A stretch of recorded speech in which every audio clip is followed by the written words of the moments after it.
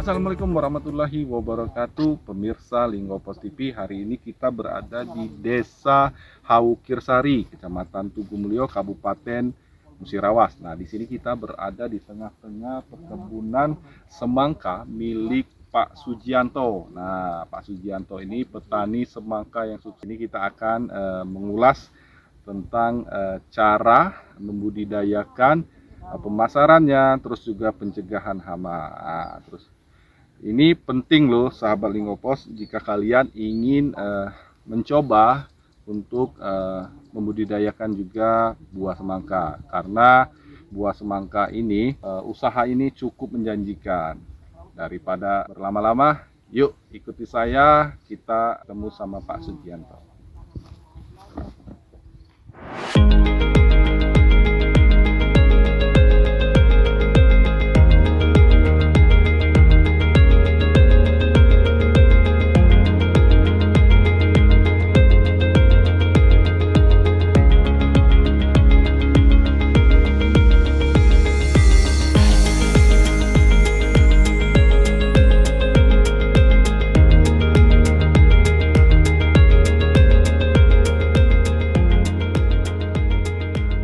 Nah, sahabat Linggopos TV, saat ini telah bersama kita Bapak Sujianto. Bapak Sujianto ini adalah pemilik lahan dari tanaman buah semangka ini. Nah, kita mulai berbincang-bincang. Assalamualaikum, Pak. Waalaikumsalam warahmatullahi wabarakatuh. Apa kabarnya, Pak? Alhamdulillah sehat. Sehat. Pak, kita mau menanyakan nih, Pak ya, tentang budidaya buah semangka ini, Pak. Kita sudah lama, Pak, budidaya buah semangka ini, Pak? Sudah lama memang, kalau dihitung mungkin sekitar 8 tahunan sudah ada bergelut di semangka, melon, dan cabai. Jadi nggak melulu di semangka, kita rolling tergantung pasar dan cuaca.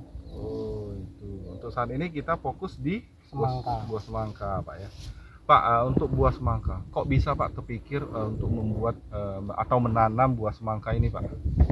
Ya karena apalagi terakhir ini ya, kita lihat harga jual dari petani itu cukup tinggi, bahkan mencapai di angka 7.000 dari petani. Dari petani, Nah, Pak ya. Jadi cukup menjanjikan. Karena apa?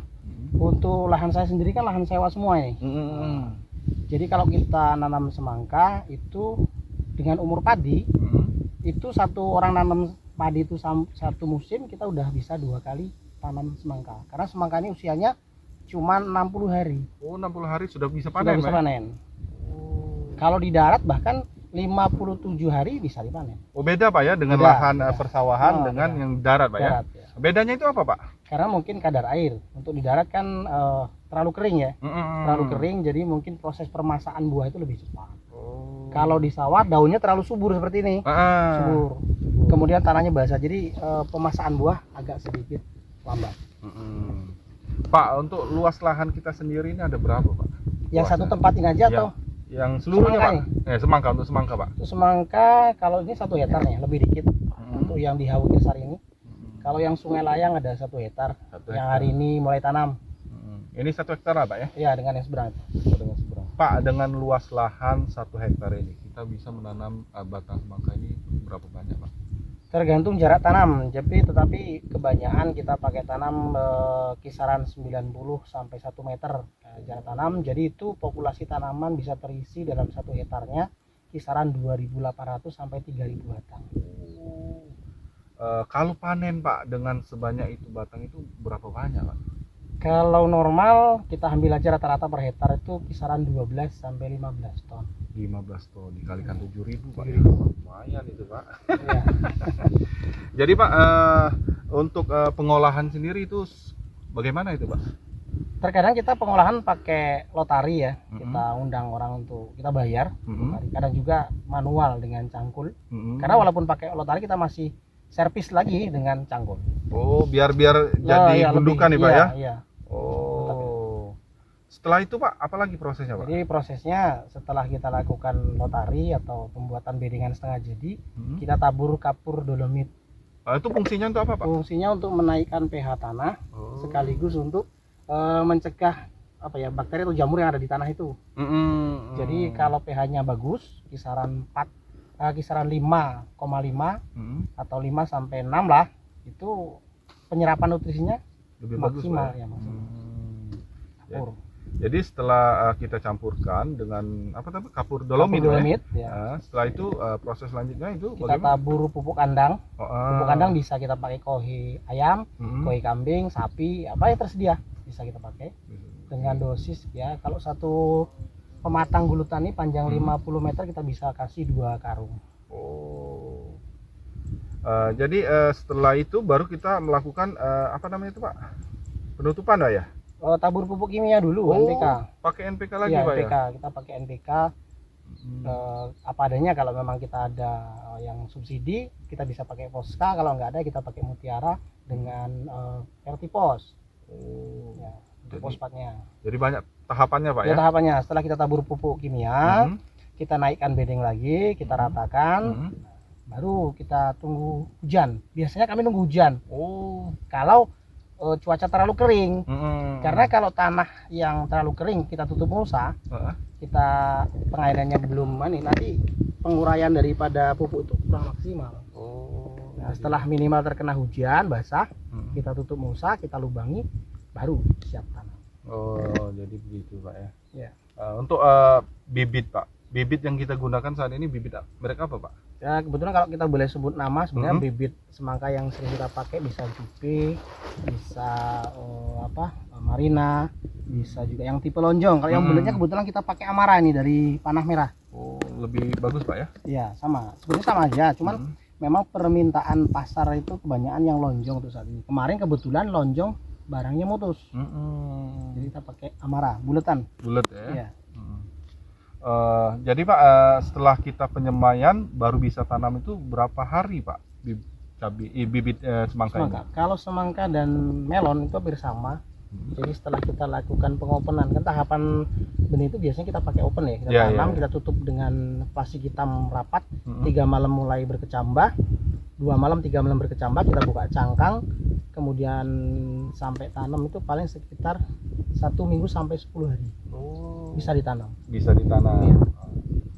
Jadi di umur 50 sampai 60 sudah bisa dipanen. Bisa dipanen, ya. Jadi, Pak, untuk proses selanjutnya itu, Pak, bagaimana, Pak, setelah tanam itu, Pak? Setelah tanam biasanya kita seperti biasa ya, kita lakukan pengairan, bisa dikocor dengan manual, bisa dengan menggunakan selang ya, ini selang irigasi ya. sekaligus untuk pengepoman pupuk istilahnya nanti, pemasukan nutrisi setelah polinasi kan, pembesaran buah. Nah, jadi setengah bulan kurang lebih, ada yang 12 hari, ada yang setengah bulan, itu kita lakukan, kalau kami ngomongnya penyunatan atau topping, pemotongan pucuk. Pucuk, ya? Iya, jadi tujuannya agar tunas samping itu serempak keluarnya. Gitu. Tapi itu istilahnya suka-suka ya. Ada juga yang nggak dipotong. Nggak apa-apa. Setelah 25 hari itu kita mulai 25 sampai 27 menyusun golor, nyusun mengarahkan cabang ini ke arah mana yang kita hendaki arahnya.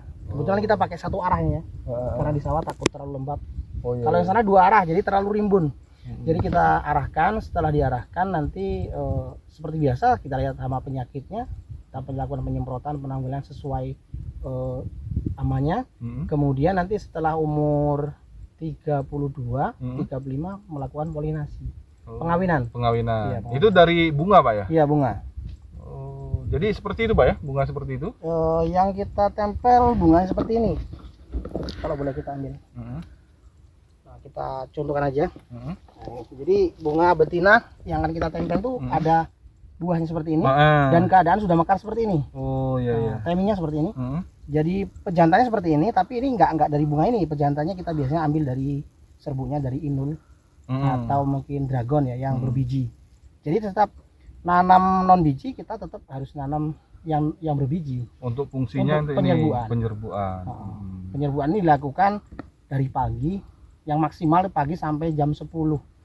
Lewat itu mungkin masih bisa, tapi persentase jadinya tipis. Itu di usia semangka berapa hari, Pak? Tergantung, kalau pertumbuhannya subur di 33 sampai 35 sudah melakukan polinasi. Sudah, ya. Oh, gini, Pak, ya. Iya, ini biasanya kita kalau cuaca bagus nggak kena hujan, nggak lama, paling polinasi bisa lakukan sekitar 4 sampai 5 hari selesai. Oh, itu fungsinya untuk melekat buahnya, Pak? Buah, iya. Setelah buah jadi Hmm. sebesar ini kenapa kita buang? Hmm. Nah, kita lakukan sortir Pak ya. Seleksi. Seleksi. Jadi kalau nggak kita seleksi nanti ada buah yang terlalu banyak. Jadi nggak mau gede dia. Oh, iya, iya. Jadi wajar kalau kita lakukan seleksi itu karena biar bunganya buah-buah itu maksimal besarnya. Jadi kita pelihara 2, 3 atau 4 sesuai dengan kesuburan tanaman. Tanaman. Jadi satu batang semangka ini Gitu. buahnya 3 atau 4 Atau ya? 4 ya. Dalam satu buah itu beratnya kalau maksimal itu bisa sampai berapa, Pak? Kalau kita buahkan 3 itu nanti bisa A, B, C. Nah, yang A, Pak? A itu kan kategori A itu 4 kilo ke atas. Katakanlah 5 kilo. Nah, nanti yang buah B-nya itu 3 kilo, 3 kilo setengah. Itu B. Oh, berarti turun terus, Pak ya? Terus, nah yang C-nya itu ya 2 kilo setengah itu termasuk C. Jadi gitu, Pak Ya, ya? kalau nutrisinya bagus, tahannya subur, ketiganya bisa juga jadi A semua. Oh. Jadi tergantung dari kesuburan, kemudian pemupukan, itu yang bisa buat, ini kan sudah masuk A semua nih, 2. Gitu ya. Terus apa lagi? Jadi Pak, setelah panen, biasanya kita pemasarannya kemana, Pak? Kebetulan untuk semangka kita nggak susah ya, karena toke itu banyak yang langsung ke lahan dia. Oh. Jadi semangka itu biasanya diborong dengan harga kiloan dari lahan A, B, C-nya diambil semua. Itu biasanya dibawa keluar kota. Oh. Jambi, kadang ke Bengkulu, kadang pernah juga sih dibawa ke Jawa. Ke Jawa, Pak Iya. ya? Oh, jadi pengepul, Pak ya? Iya, pengepul. Bisa dikatakan pengepul lah. Pengepul, iya, toke. Datang ke sini langsung untuk membeli buah-buah kita. Buah-buah. Untuk Pak, kendala di hama itu hama apa aja, Pak, yang menyerang buah semangka ini, Pak? Oh ya. Yang banyak kalau masih kecil tuh kami nyebutnya onteng-onteng ya, nggak jatuh Bang. Seperti yang galak makan daun. Oh, daun, Pak ya? Iya, Dia makan nyerang daun, Pak ya? masih kecil. Jadi daunnya berlubang-lubang. Mm-mm. Kemudian kalau sudah besar itu biasanya ulat dan lalat buah. Oh. Lalat buah itu sering menyengat di pada tanaman yang masih kecil seperti ini. Mm-mm.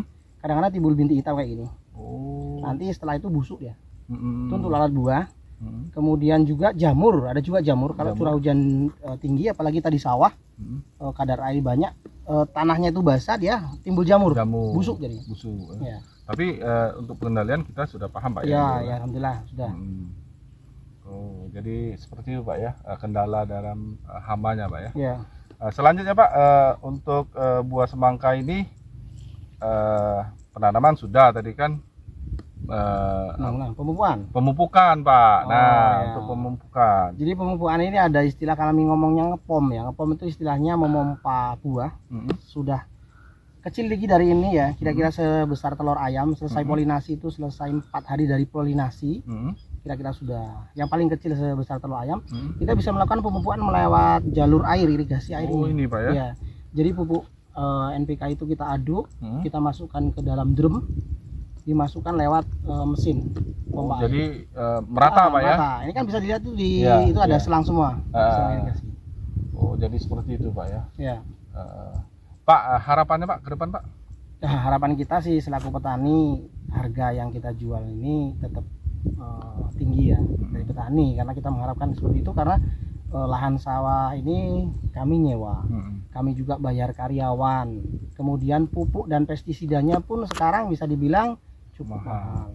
Jadi untuk harga semangka di angka 6.000 7.000 itu ya sudah dapat lah.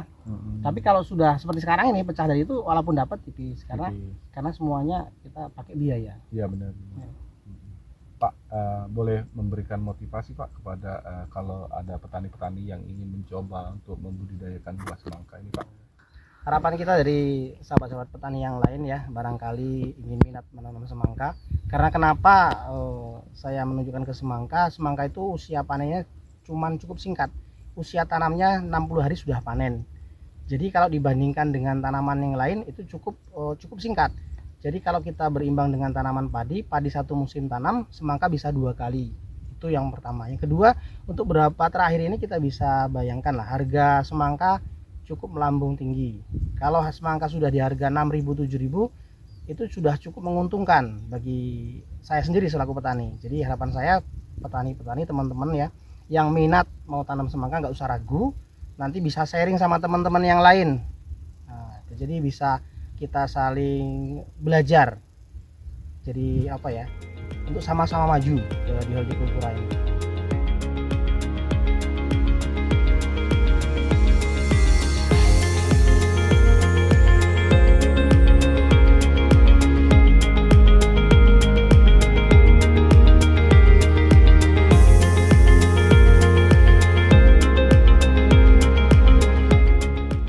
Nah pemirsa Lingopos TV, itu tadi bincang kita bersama Pak Sugianto, petani semangka yang sukses membudidayakan berbagai jenis buahan seperti semangka, melon, dan tanaman lainnya. Itu saja yang dapat kami sampaikan dari Desa Haukirsari, Kecamatan Tugu Mulyo, Kabupaten Musirawas. Muslimin melaporkan.